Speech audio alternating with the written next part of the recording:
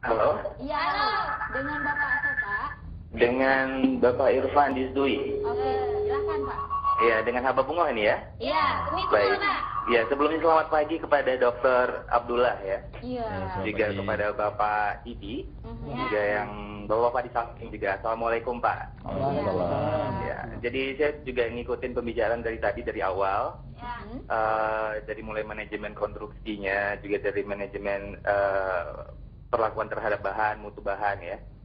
Saya mau nanya, kita berangkat dari historis Aceh mungkin dari 26 Desember waktu tsunami dulu. Oke.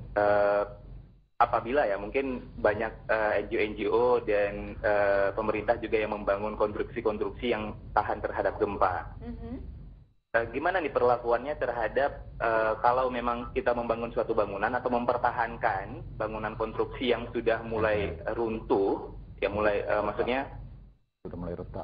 mengalami keruntuhan 60% atau 70%, itu bagusnya kita mempertahankan strukturnya, artinya merekonstruksinya atau mungkin menghancurkannya. Oke. Dan pertanyaannya kapan kita harus, bagaimana kondisinya jika kita harus mempertahankan, dan satu lagi bagaimana jika harus meruntuhkannya. Artinya untuk keamanan ya, apakah harus dipertahankan atau harus diruntuhkan, seperti itu mungkin. Terima kasih. Iya, sama-sama. Ya itu aja Pak ya. Iya, iya. Iya. Assalamualaikum Pak. Waalaikumsalam. Pokoknya nak lalu menantu lalu. Goknya ya sebut kadang-kadang pegang sampai kan aja deh. Itu gue jujur benar. Ya ini mungkin dari siapa aja boleh jawab dari Oke, Pak Abdullah dulu nih. Kalau udah 60% udah rusak kan nih Ya. Pak, apa diperbaiki Jadi atau diruntuhkan? memang kalau tahap pembangunan baru tadi ada beberapa tahapan ya, perencanaan, pelaksanaan, dia harus diawasi dan juga penggunaan. Nah, problem maknanya ada bangunan yang selamat dari 26 Desember 2004, katakanlah kerusakannya 50%, 60%. Ini secara teknologi kita bisa lakukan perbaikan. Perbaikan. Bisa kita lakukan Boleh perbaikan. Pak. Tapi kalau Bisa. seandainya bangunan yang dibangun baru Ya, tapi rusak, bisa. bisa aja. Secara teknologi kita bisa perbaiki, cuman saja cost nanti biaya ya. Nah, dalam ilmu perbaikan ini, dia satu bangunan akan efisien dan ada cost efektif terperbaiki seandainya biaya memperbaiki itu tidak lebih besar dari 30%. Seandainya lebih besar dari 30% biaya perbaikan, itu lebih baik dibangun baru. Dibangun baru.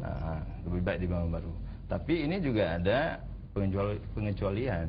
Oke, Misalnya apa untuk pengecualian? bangunan sejarah, katakanlah masjid raya. Mungkin harus kalau kita ingin perbaiki itu butuh biaya 100%.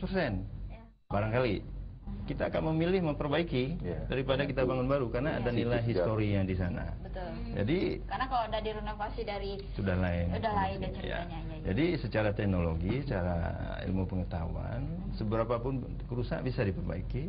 Tinggal saja berapa uang yang mau kita keluarkan. Oke. Yang penting Peng. Yang penting Peng. Kembali ke Pak Didi nih. Pak Didi, seandainya bangunan rekonstruksi yang diceritakan tadi diperbaiki, apa dampak seandainya terjadi gempa? Apakah ini ada, mungkin kalau ini sudah sesuai, udah tahan, udah bagus nih, nggak apa-apa. Tapi seandainya Pak ya, retak lagi nih Pak. Ini kan bahaya juga nih Pak ya. Kata Ardi. Jadi mungkin tadi saya sampaikan kalau kita itu daerah kita itu ikut jula-jula gempa ya, kapan aja mungkin bisa Tuhan jula-jula. diambil. Jula-jula orang Malam. main jope, jope. Tarik jula. Jula kak jula kak. Jadi kan tadi Pak Abdullah sampaikan buat rumah itu yang aman gempa. Itu nanti Pak Abdullah lebih paham, ada klasifikasinya.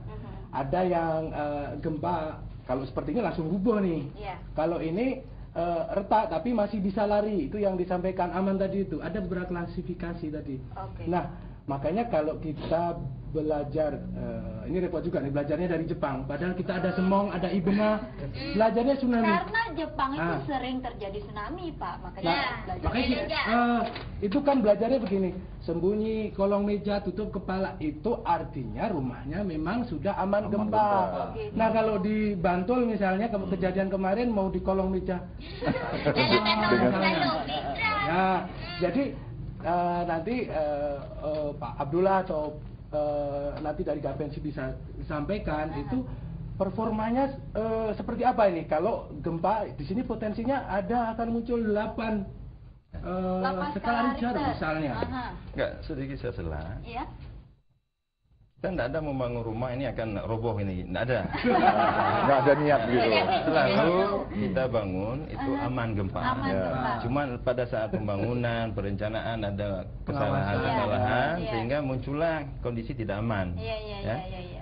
Tapi Ini untuk bangun rumah untuk bakar roboh enggak ada, ya? enggak ada. Jadi Iya. selalu kita harus membangun rumah itu aman gempa. Aman gempa. Jadi Oke. satu hal. Cuma Iya. ada kondisi yang tadi di luar keinginan kita terjadi tidak aman.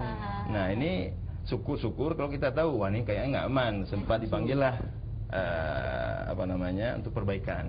Tapi kalau nggak tahu ini yang bermasalah ya. Iya. Nah, Kak. Oke. Ini Pak Ahmad tadi mungkin punya sanggahan yang ini juga atau mau yang 3 faktor Yang tadi? 3 faktor tadi yang menentukan bahwa bangunan itu aman gempa. Pertama dari kualitas bahan ya. Kualitas bahan ini sangat menjamin. Misalnya seperti untuk struktur tiang tulangnya. Misalnya kalau tuh lantai 1 tuh 10, kemungkinan itu kalau kita tenderkan tuh bisa pakai besi 8. Behelnya bisa behel 6, sebenarnya behelnya behel 8 seperti itu. Kemudian di pasir, kemungkinan dipakai pasir laut. Jadi ada kandungan garam, mineral yang bisa merusak struktur juga dan semen. Kemudian dari batu bata, sebenarnya kalau batu bata yang kita lihat waktu kemarin dibangun kembali Aceh, rumah kita, itu banyak yang tidak standar. Jadi batu bata disusun aja, kena matahari mau hujan Runtuh. nyonyot ya. Iya.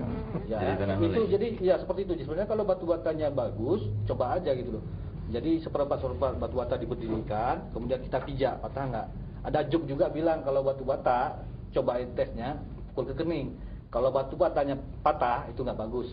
Tapi kalau kening kita kening, berdarah, iya kalau kening kita berdarah itu bagus, bagus. Ya, Ini bagus ini. Pak. Iya, itu benar bagus. Jadi dari bahan itu menentukan. iya. Kemudian dari sistem penyambungan struktur antara Iya. slot dengan tiang, antara tiang dengan atas, rangka atas dengan kuda-kuda itu harus ada yang pengikat.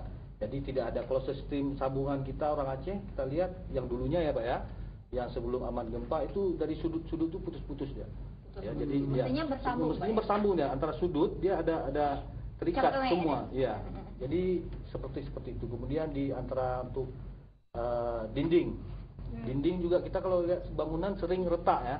Antara sudut itu retak, Iya, retak. itu Ya. karena tidak ada pengikat antara struktur dengan dinding tersebut. Paduku di binti rumah lo retak. Makanya pegang batal lagi lo. Makanya kalau rumah aman gempa sekarang itu memang udah dirancang bagaimana bisa mengikat semuanya. Jadi baik struktur maupun non struktur, baik dinding, kaca, kusen dan sebagainya itu memang bagus aman. Makanya Saling dibilang aman. keterkaitan ya. Ya, Ya, mengikat. kalau ada terjadi geseran-geseran. Nah, satu lagi harus faktor sampai- yang ketiga adalah pengawasan, baik rumah individu. Kalau kita kan pribadi nih, kita ngawasan sendiri ya, itu Iya. bisa kita jaga.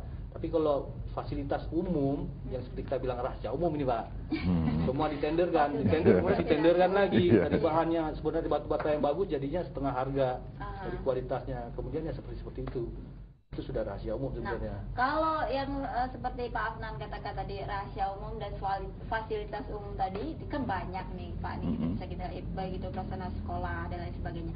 Nah, kita ambil satu aja. Kalau Museum Aceh ini tahan gempa, aman gempa atau gimana nih? Mungkin Pak harus bisa jawab Ya. itu hari.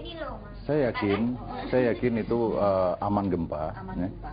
Kalau tahan kita juga nggak berani jamin ya. Dengan kekuatan gempa yang pernah terjadi di Aceh ini kan sangat besar ya. Oke. Jadi kalau untuk amannya saya pikir cukup aman. Karena juga itu sudah bangunan sangat besar. Kalau seandainya tidak aman juga ya sangat memalukan lah. Ya. Memalukan sekali ya. Karena itu juga Tapi untuk arsiteknya aja. Justru berapa gitu. yang kekhawatiran kita itulah sekolah-sekolah ya, yang satu lantai dibangun asal jadi, ya kan? Nah, kenapa bisa begitu? Ya tanda kutip lah itu ya. Tanda kutip. Mestinya tanda seru Pak ya. Oke, ini kembali ke Pak Didi nih. Pak Didi, kalau Iya. sekarang kan udah mulai agak aman. Apakah seperti tadi walaupun kita harus tetap siaga Pak ya, Iya. apakah kita perlu juga untuk menikmati aman ini dengan santai-santai saja atau diprediksikan dalam bulan ini ada lagi nih Pak?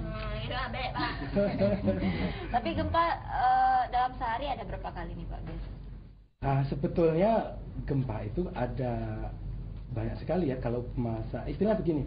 Ada masa pre-seismik sebelum seismik itu ada awalnya gempa kecil-kecil gitu ya, awal sebelum tsunami. Nah, pas gempa besar itu ada susulan kemudian meluruh gitu ya. Misalnya habis gempa besar Simelu atau 26 Desember 2004 lalu itu susulannya gede mengecil, itu setelah gempanya.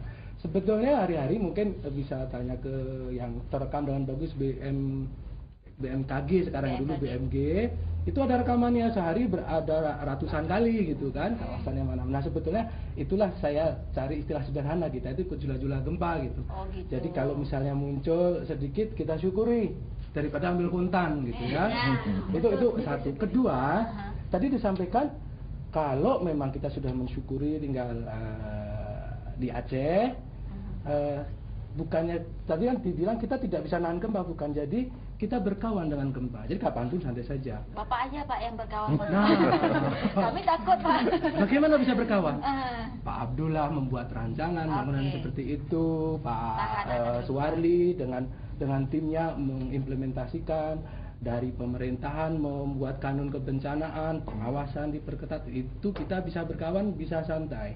Termasuk sebetulnya yang paling penting setelah dari para pemerintah melaksanakan, kita sendiri masyarakat, kita sudah tahu kan kita digempa, ini coba lihat lemari kita diikat nggak sama dinding, ini lampu kristalin mahal dibeli, tapi diikat kuat nggak? Jangan-jangan aman dari gempa tapi lampu jatuh atas kepala. Misal seperti itu.